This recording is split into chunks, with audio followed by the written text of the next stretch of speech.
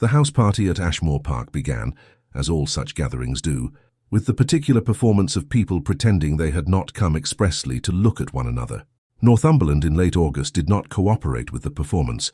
The sky was enormous and indifferent, the moors stretching out beyond the park's manicured edge in every shade of grey and green, and the wind off the hills carried the kind of cold that reminded a person they were small. It was not the weather for delicate social manoeuvring. It was weather for honesty, which was precisely why the guests crowded indoors and made conversation about the journey. Viola Fenwick arrived on a Tuesday in a hired carriage that had lost a wheel spring somewhere past Durham, with her younger sister asleep on her shoulder and 43 pages of manuscript tucked inside her travelling case beneath her second-best dress. The manuscript was not hers.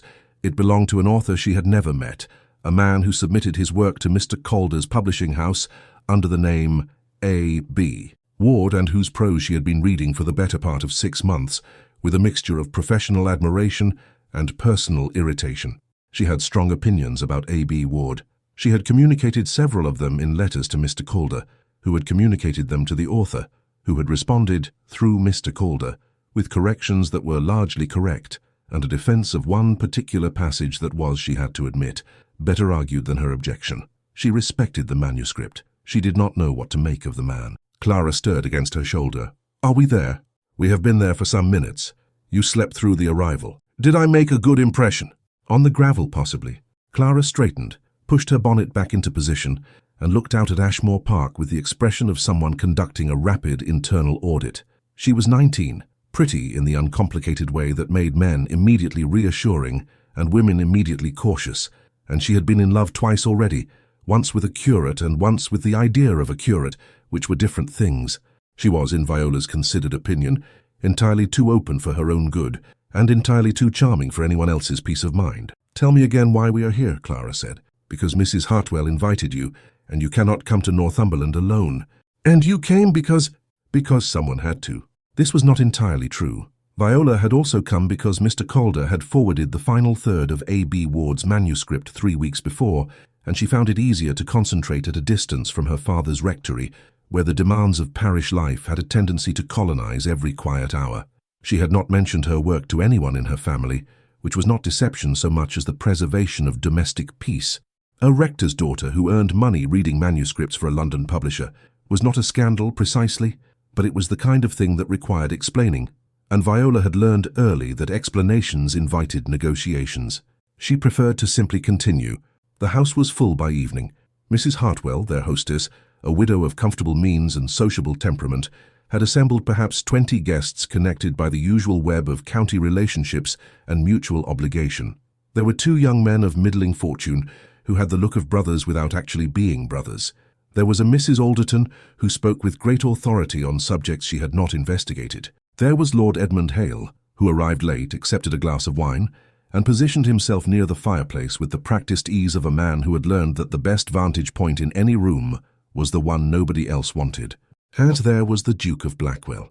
Viola knew he was expected. Mrs. Hartwell had mentioned him 3 times in her letter of invitation, once as a note of social significance, once as an explanation for the quality of the wine she intended to serve, and once in a tone that suggested she considered his attendance a personal triumph.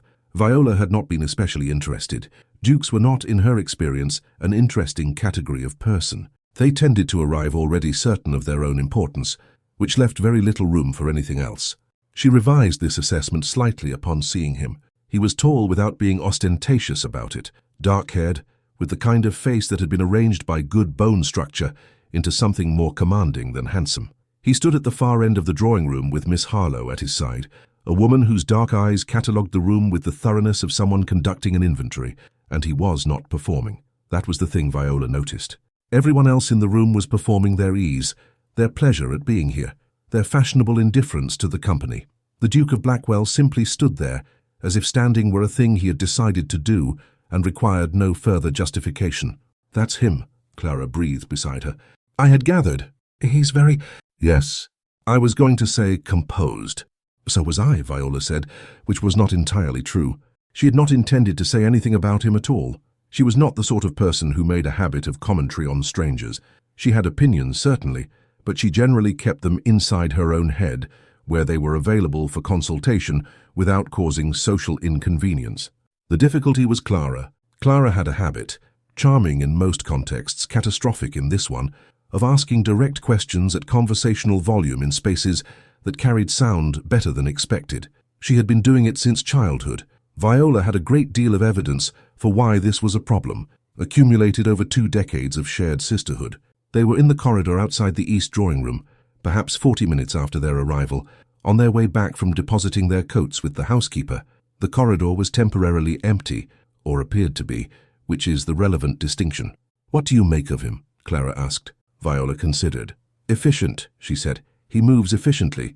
He wears his attendance at this party the way one wears an obligation, with perfect correctness and no particular pleasure. He has decided what kind of man he is, and he has organized his entire exterior to confirm the decision." "You make it sound like a criticism." "It is an observation. Whether it is a criticism depends on whether the arrangement is accurate." "And do you think it is?" Viola thought of the stillness she had observed. Not cold exactly, but with the quality of something maintained rather than natural. "No," she said. "I think it is a very good performance of a man who has decided not to need anything. Those are usually the people who need things most urgently." "You've been watching him," Clara said. "I've been in the same room as him. There's a difference." "Is there?" "Significant," Viola said, and pushed open the door to the dining room. She did not see the man who had stopped in the corridor behind them, 3 paces back.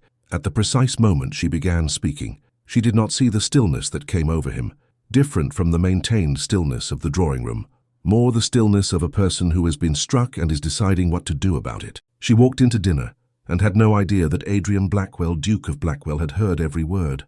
He sat across the table and 7 seats to her left, which was close enough for occasional observation and far enough for deniability. She was not observing him. She was managing Mrs. Alderton's pronouncements on agricultural drainage with the calm efficiency of someone who has had long practice, and she was doing it without appearing to manage anything at all.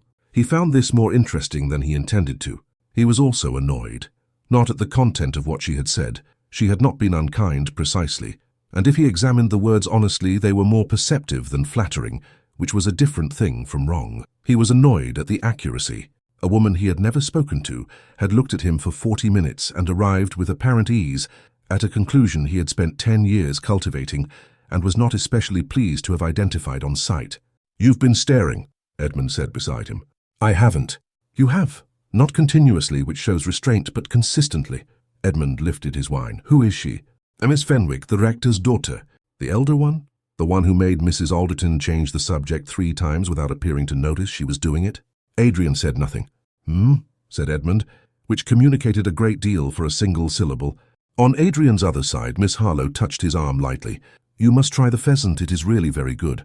He tried the pheasant. He complimented Mrs. Hartwell. He spoke to the man on his right about the condition of the northern roads. He was, throughout, perfectly correct. Across the table, Viola Fenwick gestured with her fork to illustrate a point, made Mrs. Alderton laugh and did not glance in his direction once. The formal introduction happened the following morning in the garden, which Mrs. Hartwell had decreed appropriate, despite the Northumberland sky offering its opinion in the form of low grey cloud and a wind that made the women's bonnets structural concerns. "Miss Fenwick," Mrs. Hartwell said with the brightness of a hostess who has engineered a meeting and intends everyone to be unaware of it, "may I present His Grace, the Duke of Blackwell, Your Grace Miss Viola Fenwick of Dorset, and her sister, Miss Clara Fenwick." Clara curtsied beautifully. It was one of her gifts. Viola curtsied correctly. It was one of her disciplines. Adrian looked at her. She looked back. There was a moment in which something moved across her expression, not recognition exactly, but the slight recalibration of a person who has found the subject of a description and is checking it against the words. He wondered what she was finding. "Miss Fenwick," he said, "you are recently arrived?" "Yesterday, Your Grace. The journey from Dorset is significant, but the roads were reasonably cooperative." "Who found the north roads agreeable?" "I found them honest. They make no pretense of being what they are not." He studied her. She met his gaze with perfect composure. There was no indication in her expression or her posture that she had said anything particular. "And do you find that a virtue?" he asked. "In roads, invariably. In people, it depends on what they are." Clara made a sound she converted very quickly into a cough. Mrs. Hartwell looked between them with the expression of someone who has lit a fire and is now uncertain whether they have planned for adequate ventilation. They looked at each other for precisely 1 moment longer than necessary. Then they turned in their separate directions and walked towards the rest of the party. Edmund fell into step beside Adrian. "Honest roads," he said. "Don't. I was going to say it was a good line, that's all." It was a good line. Adrian did not say so. He put his hands behind his back and walked towards the prospect and thought about a woman who had looked at him for 40 minutes and read him correctly, and had not, apparently, found the experience particularly alarming. It was the first interesting thing that had happened to him in some time. The house party had its rhythms, and by the second day those rhythms had established themselves with the efficiency of a military campaign. Mornings were for walking or riding, afternoons were for cards, conversation, or the kind of purposeful wandering through public rooms that allowed everyone to encounter everyone else without appearing to seek them out. Evenings were formal enough to require effort, but informal enough to permit latitude. Viola found the latitude useful. It gave her the cover of general sociability, which meant she could spend a portion of each evening at the writing desk in the corner of the library, the door left open onto the corridor as propriety required, with a candle and her manuscript pages. She told Clara she was writing letters. Clara, who suspected otherwise, told Mrs. Hartwell the same thing when asked. The manuscript was giving her trouble. A.B. Ward had done something in the final third that she could not decide whether to call brilliant or reckless. He had let his protagonist say, plainly and without qualification, exactly what he felt, not in subtext, not in the careful architecture of implication that the rest of the novel had built so precisely. Plain, direct, as if the character had simply exhausted the alternative. It worked. That was the irritating part. It worked completely because the reader had spent 200 pages watching the man say everything except the thing, and when he finally said it, the effect was like a window opening. She made a note in the margin. "This will either lose them entirely or hold them forever. I believe it will hold them. I cannot fully justify the belief. You write letters with a great deal of concentration." She turned. Adrian Blackwell stood in the doorway with a book in his hand and an expression of mild, careful neutrality. He had clearly not intended to find the room occupied. He also had not, she noted, retreated upon finding it so. "Your Grace." She did not move to cover the pages. That would have been conspicuous.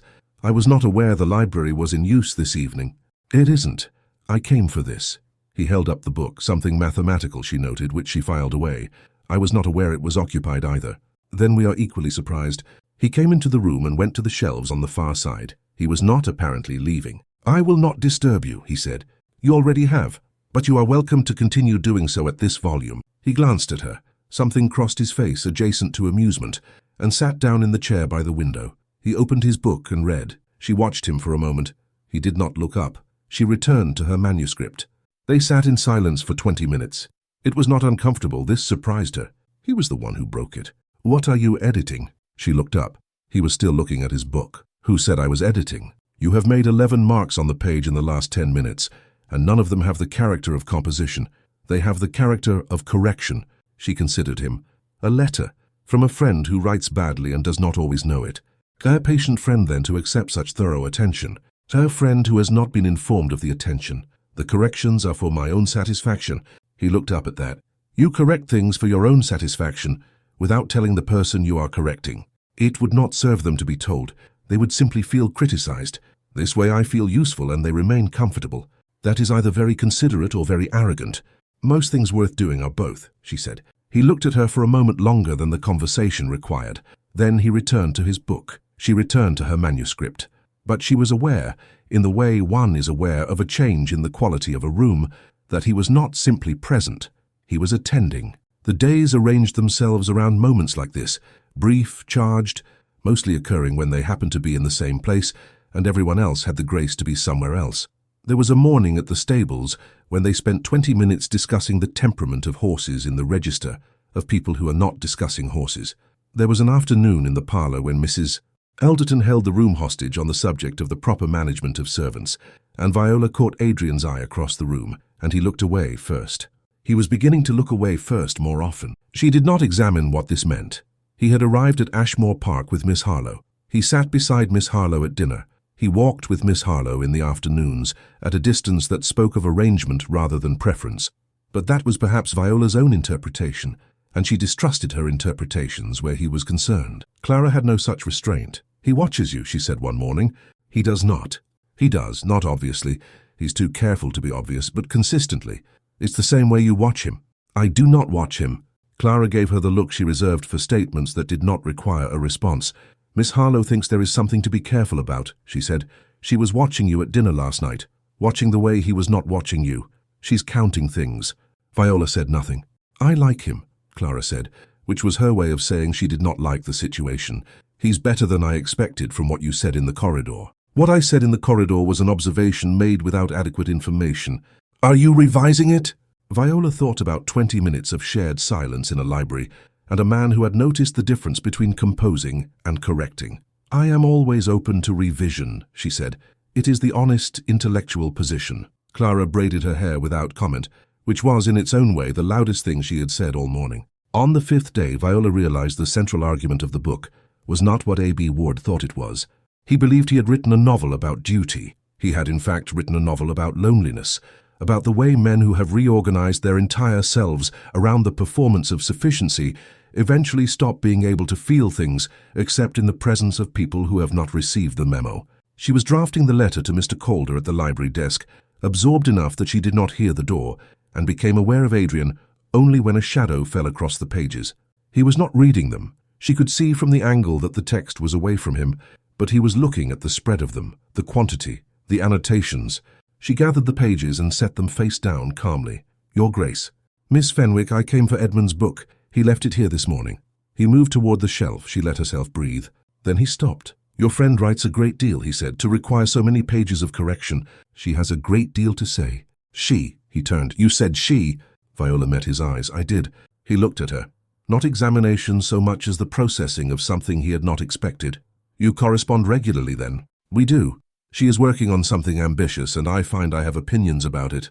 And do you tell her the opinions? In careful order, Viola said. The ones she will resist first, so she has time to argue herself into them before she reaches the ones she will accept immediately. He almost smiled. She had been watching for it. The way his expression would shift and come close to something warmer before it corrected itself. That, he said, is either very strategic or very kind. Most things worth doing, she said, are both. He heard the echo. His eyebrows moved a fraction. He picked up Edmund's book, poetry, she noted, not mathematics, which she filed away, and left the room. She picked up her letter to Mr. Calder and added a postscript. The author has managed something I did not expect.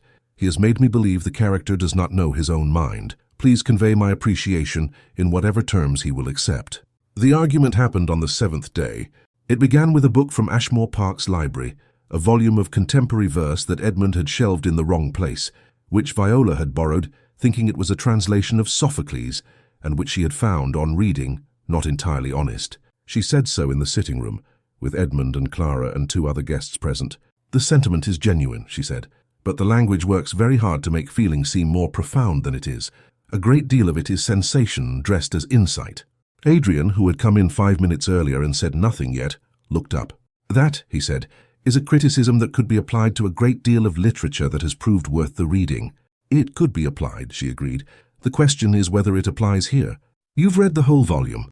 I've read enough. That is the confidence of someone who has never been wrong about a first impression.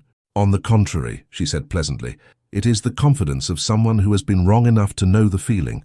This is not that feeling. Clara watched them with the polite paralysis of a person at a tennis match who has forgotten she knows the players. You are very certain, he said. I am usually certain. It is one of my less popular qualities. Something in his expression shifted, not anger, but the heightened attention of a person being made to examine something they had not intended to examine. It is not a quality designed to make life easy for the people around you. No, she agreed, but then I am not designed to make life easy, I am designed to make it accurate.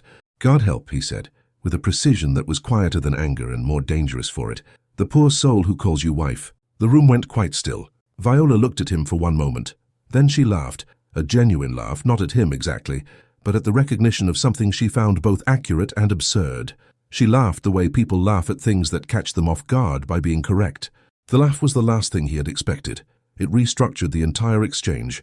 Your Grace, she said when she had recovered herself, I believe that is the most honest thing you have said to me all week. It was not, he said carefully, intended as a compliment. I know, that's what made it honest.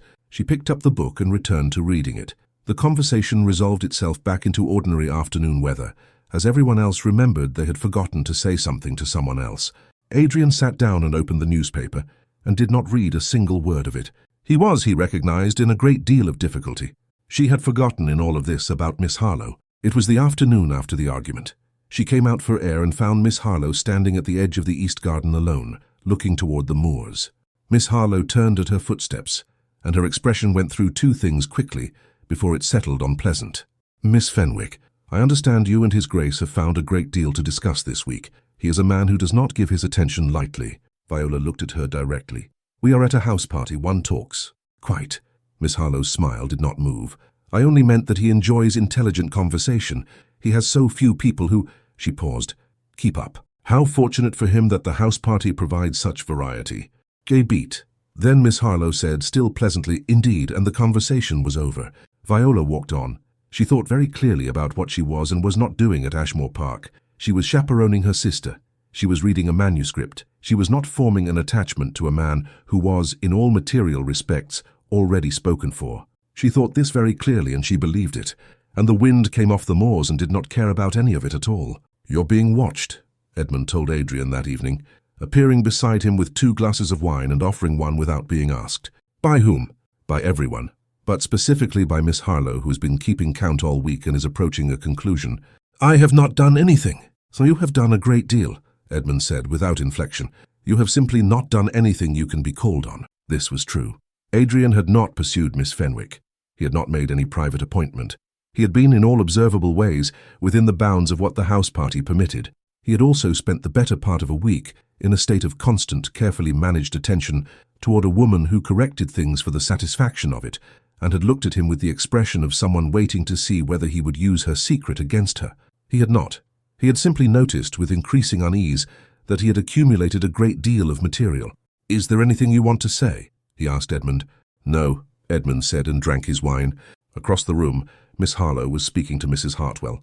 Her posture communicated to anyone fluent in such things that she was perfectly at ease and monitoring everything. Adrian had known her for 2 years. He respected her intelligence. The arrangement between their families had been reached through mutual, rational agreement.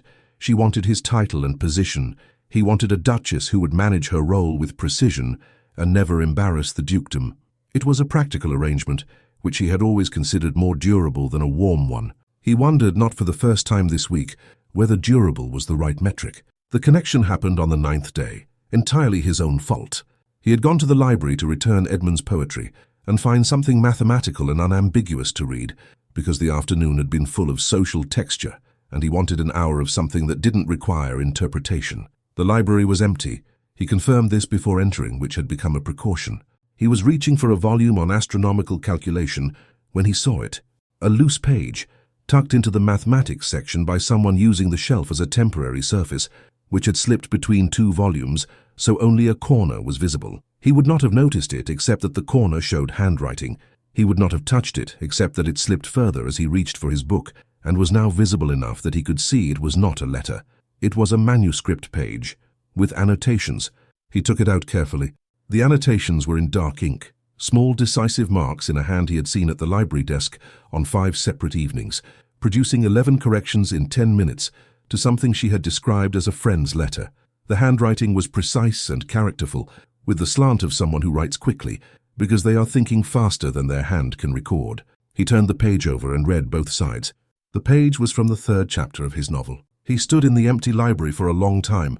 The annotation on one side read, "The restraint here is extraordinary. He is performing competence as a shelter from feeling, which is the most human thing I have read in months, but he does not yet know he is doing it. That is the miracle of it." On the reverse, "If this author is who I suspect him to be, and I do not know him, but the texture of the loneliness here has the character of someone who has experienced it from the inside, then I believe he has written a more honest portrait of himself than he intended." He set the page down. He picked it up. He thought about every conversation he had had with Viola Fenwick in 9 days. He thought about, "I correct things for my own satisfaction." He thought about her in the library, papers spread, working with the concentration of someone doing work she considered genuinely important. His work. For 6 months she had been corresponding, through Mr. Calder, about his manuscript. The careful, precise, occasionally devastating notes that had arrived with his returned pages had come from her hand. The note in January that said, "The protagonist is doing the Regency equivalent of fine, and it is the most revealing thing in the chapter." The note in March that said, "I believe you are more interested in what your character feels than in what he does," And this is a gift and you should trust it. The note in April, which he had read 4 times, that said he would be so much easier if he were less intelligent. Unfortunately, he is not, and you must write him as he is. He had argued about the January note, agreed about the March one, and in response to April written, "I believe you may be right, which I resent." And she was here, at this house party in the room down the corridor, eating dinner 7 seats to his left, and she had no idea. She did not know that A.B. Ward was him, and she had been annotating his most private work with the accuracy of someone who had read straight through to the thing underneath. He is performing competence as a shelter from feeling. He replaced the page where he had found it. He left the library and walked out through the side door into the Northumberland evening, where the sky was very large and very cold and entirely indifferent to his situation. He did not confront her, not immediately. He needed to know first whether she had made the connection herself. The following morning confirmed she had not. She came down to breakfast with her satchel and the expression of a woman who has slept adequately and is ready to engage with the day, and she greeted him with exactly the same calibrated pleasantness she had been using all week. No particular consciousness.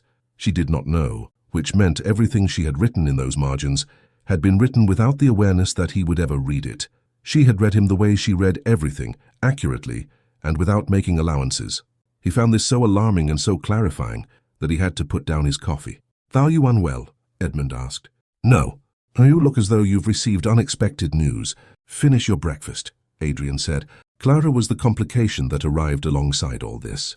She was 19 and charming and entirely unprepared for Mr. Davenport, who was 24, and had the easy confidence of a man with a good income and uncertain principles. He had arrived at the house party with a letter of introduction and an immediate interest in Clara that was evident to everyone except, apparently, Clara. Viola noticed it on the 3rd morning of the 2nd week. Clara animated at breakfast in a way that had a specific quality, the warmth of someone being attended to in a way they find pleasant. She watched Mr. Davenport pour Clara's tea and say something that made her laugh and felt the familiar internal reorganization of someone who has a new thing to manage. She spoke to Clara about it that evening. "He is very kind," Clara said. "He is very attentive. They are not the same thing. You do not like anyone who pays me attention. I liked the curate. He was genuine." Clara looked at her for a moment. "Will you tell me what you object to specifically?" "No," Viola admitted. "Because I don't have it specifically, I have it generally. Then trust me to have it generally too, and come to you if I find it specifically." This was more reasonable than Viola deserved. She said so. Clara did not make anything of it. The problem was that managing Clara's situation took up the afternoon she had planned for the library, and she was still at the desk, still thinking about A.B. Ward's 3rd chapter, when Adrian appeared in the doorway for the 3rd time in 10 days. He stopped. Something in his expression was different, not the neutral, careful attention she had come to expect, but something more conscious, as if he was looking at her with new information. "Miss Fenwick," a pause. "I came to ask whether your sister is well. She seemed out of spirits this evening." It was a reasonable thing to say. It was not, she was fairly certain, what he had come to say. "She is well," Viola said. "Navigating something. It will resolve." He nodded. He did not leave. "Is there something else?" she asked. The fire was the only sound in the room. Outside, the Northumberland night pressed against the windows. "Do you ever," he said carefully, "read the work you edit and find that you know the author better than they have intended?" She went very still. It was precisely the question that reached into the middle of what she had been thinking for months. "Sometimes," she said, "the best writing does that. It reveals more than the author planned." "And what do you do with that?" "I note it," she said, "and I try to be worthy of it." He held her gaze for a moment, then, "Good evening, Miss Fenwick." "Good evening, Your Grace." He left. She sat for a long time afterward, the manuscript before her, the fire burning down, thinking about a question he had asked her about someone he should not have known she was reading. She found the connection on the 11th day. She was rereading a passage she had annotated months before, a man looking at something he wanted and calculating what wanting it would cost. She had written in January, A. B. Ward writes about control the way someone writes about a country they have left, with authority and with a grief they have not fully named. She read this now, and she thought about a man who had rebuilt a dukedom from ruin in 10 years, about the stillness that was maintained rather than natural, about the question he had asked her last night. She looked at the initials on the title page, A.B. Ward, Adrian Blackwell. She put the manuscript down on the desk with great care. She thought about his expression when he asked the question, not casual inquiry, but something deliberate, as if he knew what the question meant and was asking it anyway. He knew. He had known for some time, and she had not. She had been corresponding with him for 6 months. She had written in the margin of his third chapter, "He is performing competence as a shelter from feeling, which is the most human thing I have read in months." She had written that and sent it, and he had read it. She sat very still. Then she gathered the pages into a neat stack, closed the satchel's clasp and sat looking at the fire. Tomorrow they would have to talk. She found him in the morning before the house was fully awake. He was in the east garden, coatless, standing at the garden's stone wall and looking at the moors. She stopped a few paces behind him. He had heard her. She could tell from the slight adjustment in his posture. "I know," she said without preamble. A pause. "I thought you might. When did you—" "Last night." She came to stand beside him, looking at the moors the way he was. "A.B. Ward." "Yes." "You knew before I did. I found a page in the library. On the 9th day it had slipped from your papers." She thought about the shelf she had used as a temporary surface, a page she had not noticed missing. "I did not read it deliberately," he said. "I know, but you read it." "Once I understood what it was, yes." "Which side?" "Both." A pause. "The note about the shelter and the one on the reverse." She absorbed this. "He is performing competence as a shelter from feeling." She had written it in January, sitting at her father's writing desk, believing herself to be reading a stranger. "I stand by it," she said. He turned to look at her. She met his eyes. "I know you do," he said. "I am not asking you to recant it." "Then what are you asking?" He was quiet for a moment. "I don't know," he said, the most unguarded thing she had heard him say, and she believed it completely. "I have been corresponding with you for 6 months," she said, "through Mr. Calder. I had opinions about your work. I know I received them, and responded." "Yes." "You argued about the January note, about whether the protagonist was performing adequacy, and you responded that performing adequacy and actually possessing it produce identical external results, but different internal costs, and that the difference is visible in the prose." He paused. "You were right. I usually am." She kept her voice level. "You also received the note in April that your protagonist would be easier if he were less intelligent. And that, unfortunately, he was not, and I must write him as he is. Were you writing about the character?" She considered this. She owed him honesty, several months of it retroactively. "I was writing about the character," she said, "and about whoever had created him, because a character that specific comes from somewhere." He was quiet. "I did not know it was you," she said. "My notes were professional. They were never intended." "I know," he said. "That is what made them the most accurate things anyone has said to me in years." She looked at him. His jaw was set, and she recognized the expression from every moment in which he had been close to saying something true and had redirected into something merely precise. "The novel is autobiographical," she said. "The shape of it, not the events. The feeling of it." A pause. "Yes. You wrote a man who rebuilt himself from the outside in," she said, "and in doing so made the outside very convincing, and who finds, in the course of the story, that the inside has been waiting. That is a summary. It is an accurate one." He turned to face her. They were close in the way that had happened several times this week. Proximity not sought exactly, but not avoided either.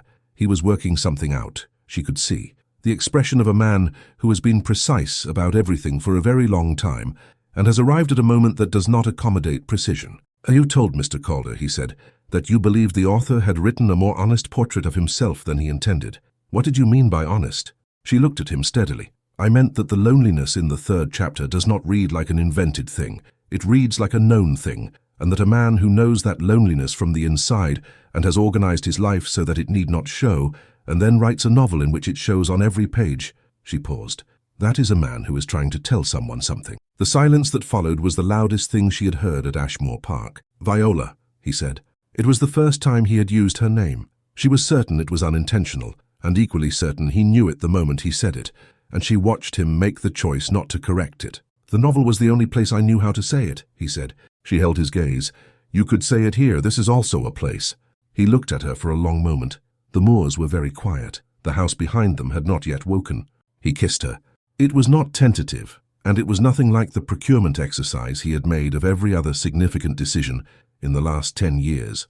It was a man who had run out of architecture and done the honest thing. She kissed him back, which was its own kind of answer. When they stepped apart, the morning was exactly the same. Cold, clear, the moors wide and unhurried, and everything else was different. "There is Miss Harlowe," she said, not as a reproach, as a fact. "Yes," he said, "there is. I will not be the reason you do something dishonorable." "You are not the reason," he said. "You are the occasion.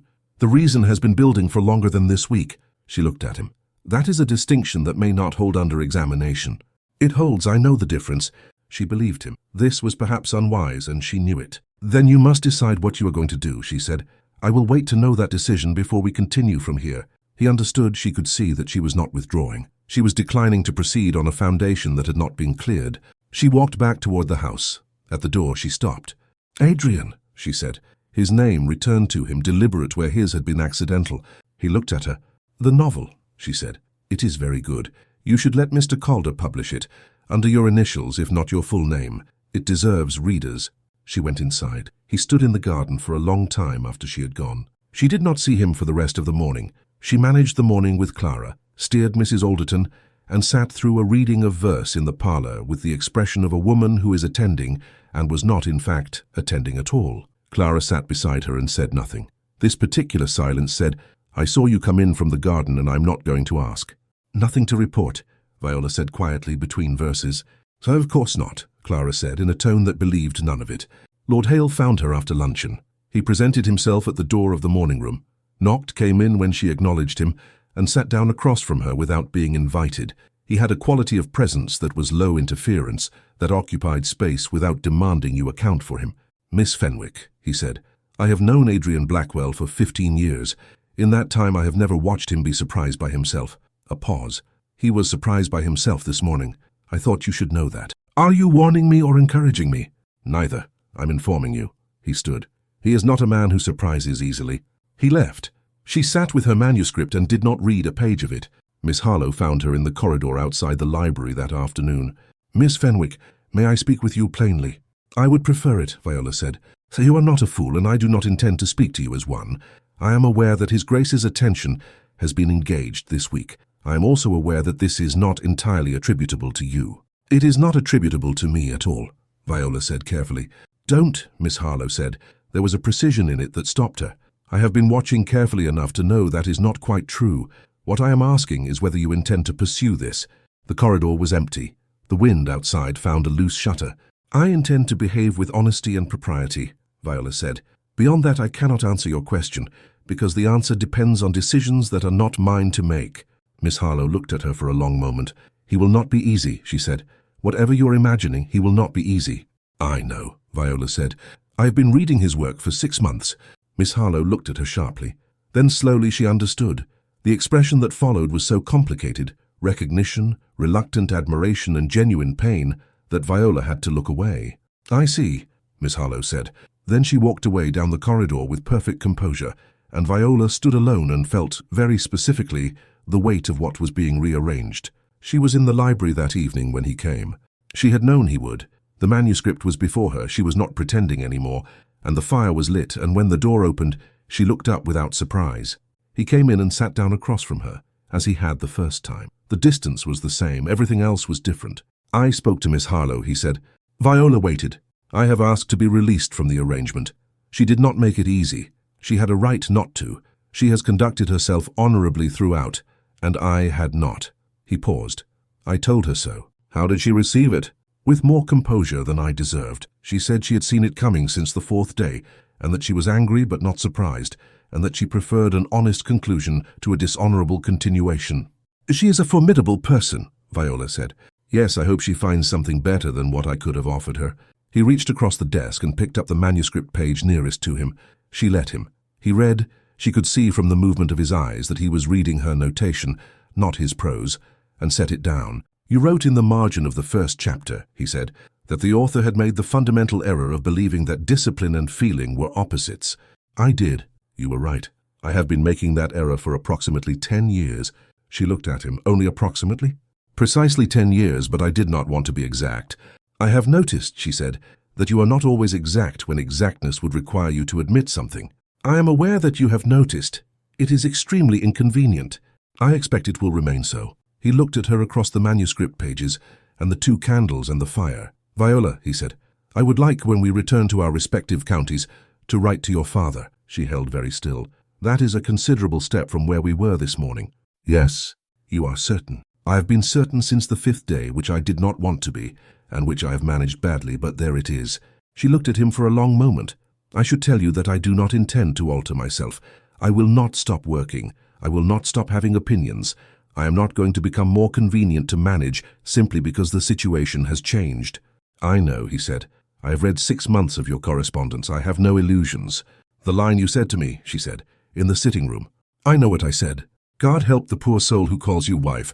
"Yes." She looked at him steadily. "Well," she said, "God help him then." He laughed, the real one, unguarded and warm, the laugh that changed his face entirely.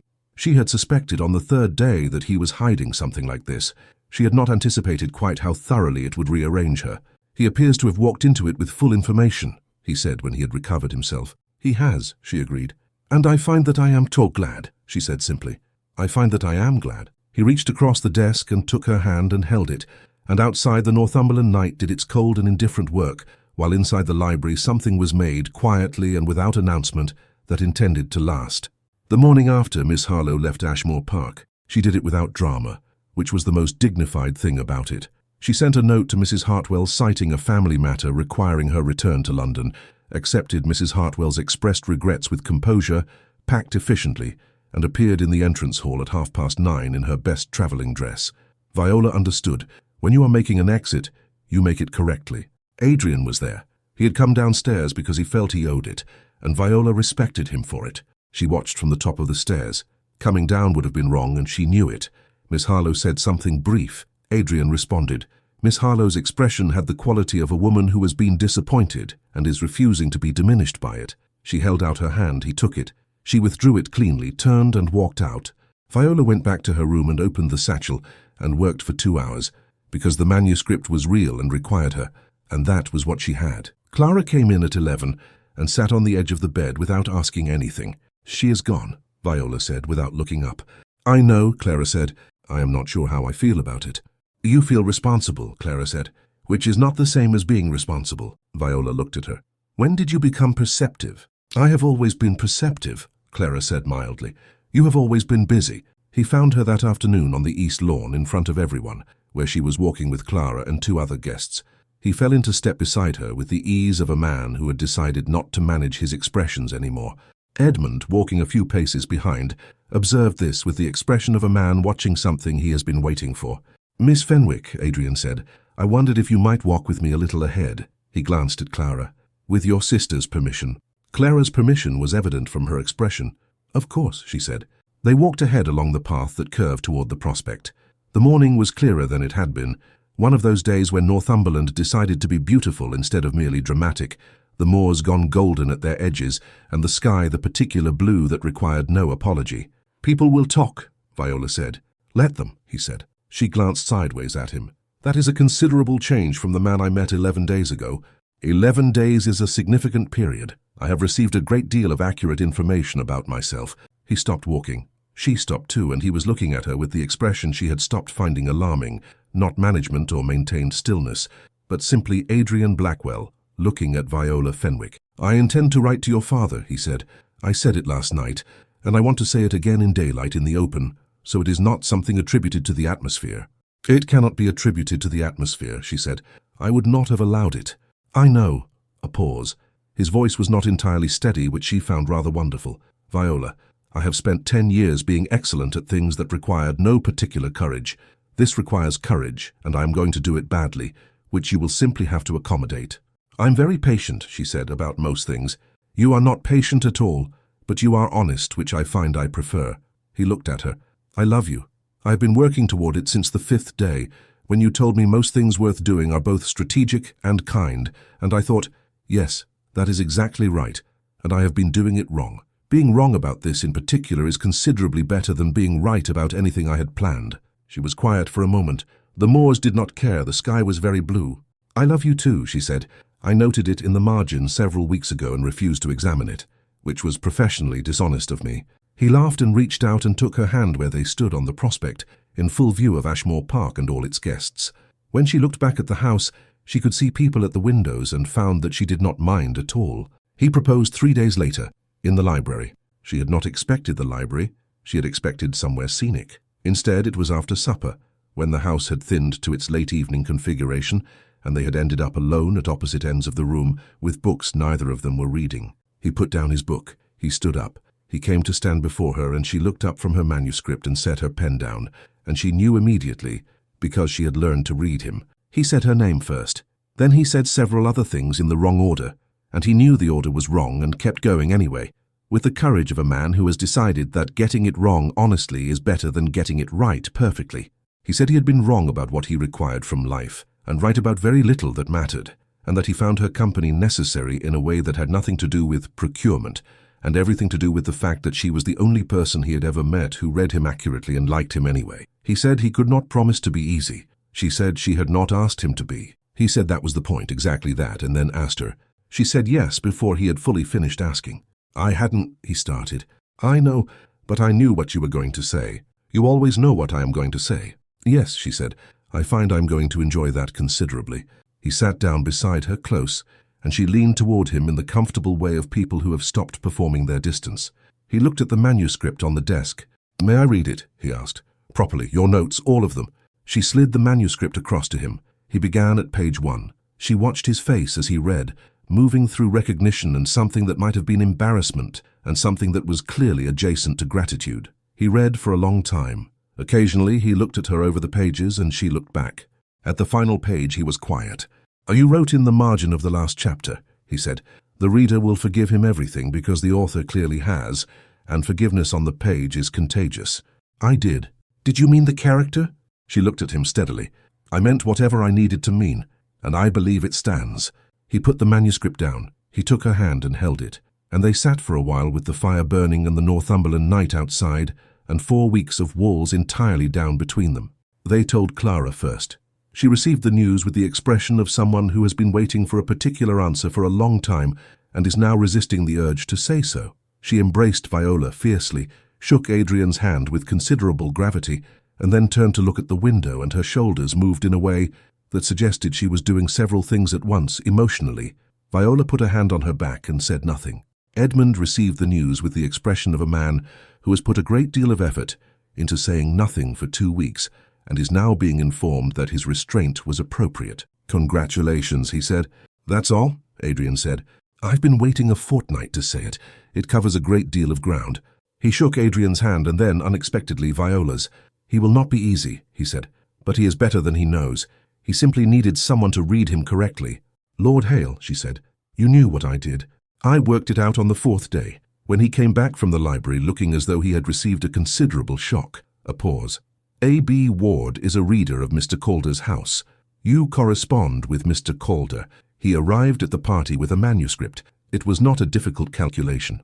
"And you said nothing?"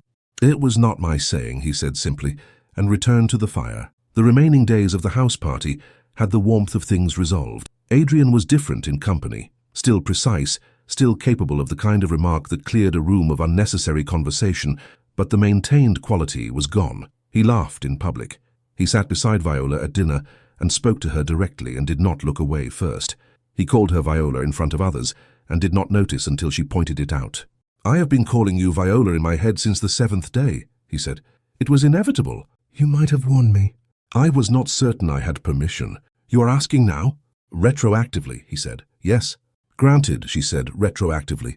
The letter went to her father that Thursday, in Adrian's hand. Her father's response arrived in the last days of the party. 3 parts bewildered to 1 part delighted, ending, "Your mother would have had strong opinions about a duke. I believe her strongest opinion would have been that you had finally met someone she could not outwit. I consider this appropriate." She showed the letter to Adrian. He read it and said, "I hope she would have liked me." "She would have found you impossible to manage," Viola said, "and would have considered this a virtue." He looked at her. "Like mother," he said, "like daughter." She smiled, the unguarded kind, the kind that arrives before one has considered it, and he looked at it as though it was something he intended to remember. "Come," he said, holding out his hand. "The afternoon is good. Walk with me." She took his hand. They walked. 6 years later, Blackwell Park in Northumberland was a different house from the one Adrian had inherited. Not architecturally. The stone was the same stone, the moors the same moors, the sky the same enormous, indifferent sky. But a house is not its architecture. A house is what happens inside it, and what happened inside Blackwell Park now was loud and warm and regularly disorganized, and he had not anticipated loving it as thoroughly as he did. The novel had been published the previous spring under A.B. Blackwell, his initials, his name, enough for those who knew him and discreet enough for the dukedom's dignity. Viola had told Mr. Calder, who had told those who mattered, and the rest had followed. Several people at his club had given him the look that men give each other when someone has revealed they possess an interior life. He had found he did not mind. He had used Viola's final annotation as the epigraph, which she had not known he intended, and which had made her look at him when she read the finished copy, with an expression he could not describe precisely, but had no difficulty recognizing. The house was busy this morning. It was a Saturday in October, and the children were awake before anyone who was not a child had any business being awake, which had been the pattern since James had learned to open doors and communicated this achievement to his siblings immediately. James was 4. He had his father's bone structure and his mother's entire personality, which Adrian had found both alarming and deeply satisfying since approximately 10 months, when it became apparent. He could argue in complex sentences and had recently become interested in a philosophical dispute with the household cat about the ownership of a particular chair. Eliza was 2.5 and had opinions about everything, expressed with a physical confidence that kept the nursery staff in a state of alert. She had Viola's eyes and Adrian's stubbornness, which the household had concluded was the most challenging possible combination. William was 8 months old, and proceeding by general assessment along lines that suggested he had inherited the best of both sides, which meant the household was managing a diplomatic pause before the next development. Viola was in the library, as she always was on Saturday mornings. Adrian had structured his Saturday mornings accordingly, get the children fed and dressed and organized, with variable success, and at some point she would emerge and do the things he had not managed, and they would both pretend this was an equitable arrangement. This morning he had managed breakfast, which James had partly eaten and partly conducted a structural experiment with. He had dressed Eliza, who had strong views about which dress. He had passed William to his nurse, who was infinitely better at William on Saturday mornings. He had got everyone downstairs. He went to the library. She was at the desk by the window, the same position she had always preferred. Light from the east, papers spread before her. She was editing something new, a different manuscript, but the dark ink was the same, and the posture was the same, and the slight movement of her pen through the air before it descended to the page was the same. She had been doing it since before he knew her, and would be doing it long after, and he had spent 6 years finding this remarkable and saw no reason to stop. James ate breakfast, he said. Did he eat the breakfast, or did he deconstruct it and observe the results? Somewhat of both. The toast was a casualty. The cat? Unharmed, possibly complicit. She turned and looked at him. She was 30 now, and she looked it in the best sense, settled and warm and entirely at home in herself, which she had always been, but which marriage and children and 6 years of Northumberland had made more apparent. What is it? He asked, nodding at the manuscript. This author has written something extremely good in chapter 4 and does not know it. She has attributed the revelation to the wrong character. She has spent 30 pages building the correct architecture and then opened the wrong door. Can you redirect it? I can indicate the correct door. Whether she opens it is her business. A pause. She will open it. She's too good not to. He came to stand behind her, looking at the pages over her shoulder. The annotations were already beginning. Small notations in the margin, questions posed through the medium of neat, dark ink. He had read all of her letters to Mr. Calder over the years, with permission, and had come to understand that what she did was not correction so much as the patient practice of helping people find the thing they were already trying to say. He had told her this once. She had said, "That is what you do with me." He had thought about it. "I don't correct your grammar," he said. "No, you listen until you understand what I mean, and then you respond to what I mean rather than what I said. It is the same thing." He had thought about this for several days. "Viola," James said from the doorway. She was Viola to him. She had permitted it with the children, finding Mama an imprecision she could not quite accommodate and Mama worse, while the household staff addressed her correctly as Your Grace, which she bore with equanimity. "Good morning," she said without turning. "The cat is in the chair again." "And?" "I told it the chair is mine by prior arrangement," James said with careful precision, "and it did not agree. The cat disagrees through presence rather than argument. It is a legitimate strategy." James considered this. "Can I use it?" "On what?" "Eliza is in my room. Eliza's presence in your room predates your objection. Prior arrangement cuts both ways." James looked at his father with the expression of someone who has brought a case to court and found the judge unreliable. Adrian spread his hands. "I cannot help you. This is your mother." "There is a letter," James said, trying a different approach. "It came this morning. The Hales are here. Mrs. Hale has a hat with a great deal of feather, and Eliza is interested in it." Viola and Adrian looked at each other. Edmund and his wife, married 2 years ago, to a woman who had the quality of someone who had waited to find the right difficult person and had found one, had been expected this weekend, but not until this afternoon. "The letter," Viola said. "Here," James said, producing it from his pocket, slightly crushed. Viola took it, smoothed it, and read. Her expression changed in the way of someone who has received interesting news. "Mr. Calder," she said, "a second edition.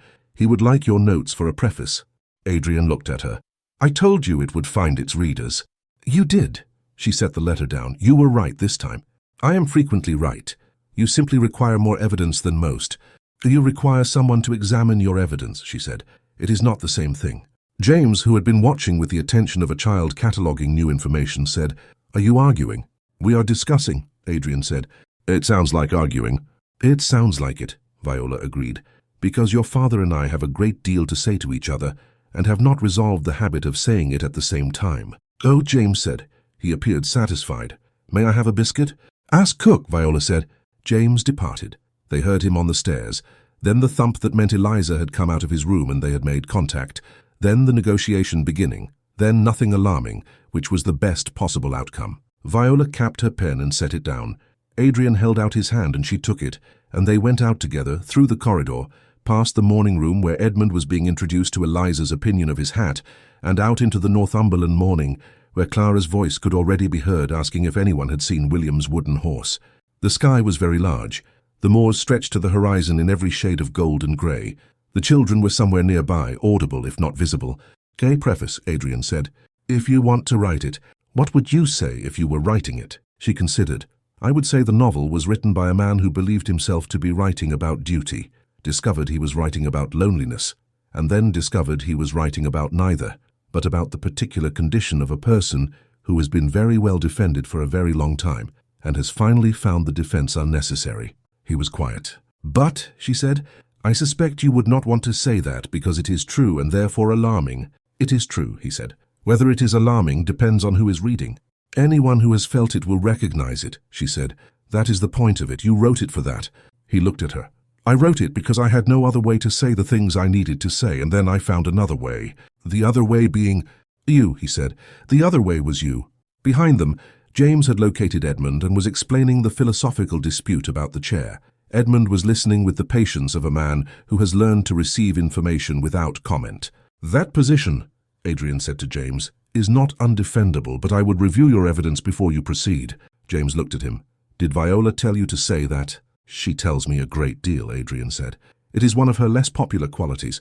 Viola, 3 paces ahead, did not turn, but her shoulders moved, and when she looked back at them, at her husband and her son, and the Northumberland morning that had given her both, she was smiling the smile that arrived before she considered it.